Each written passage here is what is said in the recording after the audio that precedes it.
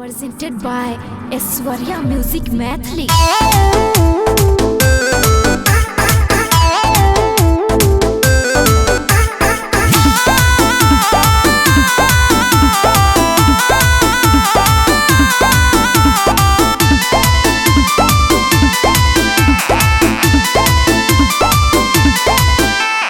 समझल कर धनी माजा बुहरी नेपाल नहीं ताल छिकै दुहरी।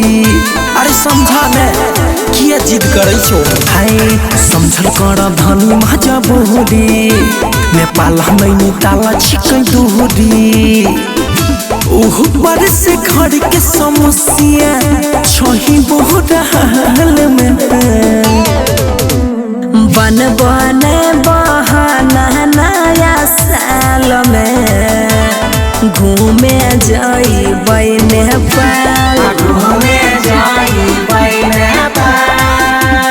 जीन्स पहन के हो जा तू तैयार घूमे चल नैनीताल घूमे चल नैनीताल।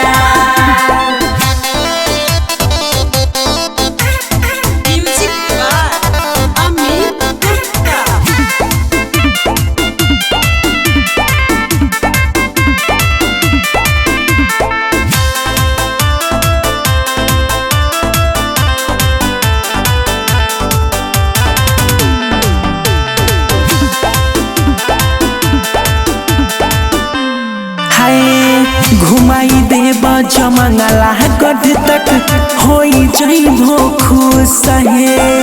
खर्चा के डर से घर में जाई छो तू घूस हो। क्यों जी ऐसे क्यों करते हैं? अरे सुना ना घुमाई देब जमंगला गढ़ तक होई जइबो खुश है। खर्चा के डर से घर में जाई छो तू घूस हो। लागो ही छई डुबाई देब हो हमारा कंगाल में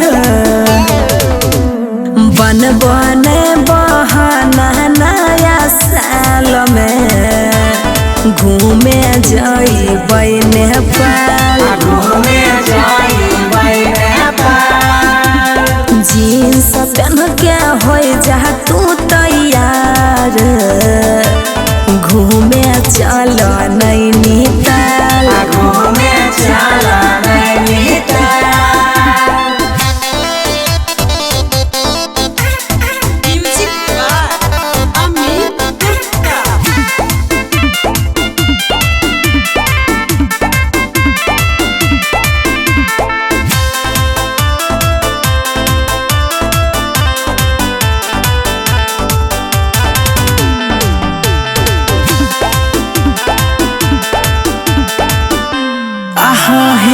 तोहरा चक्कर में मोनू माइकल लागै छै जैतै कहे।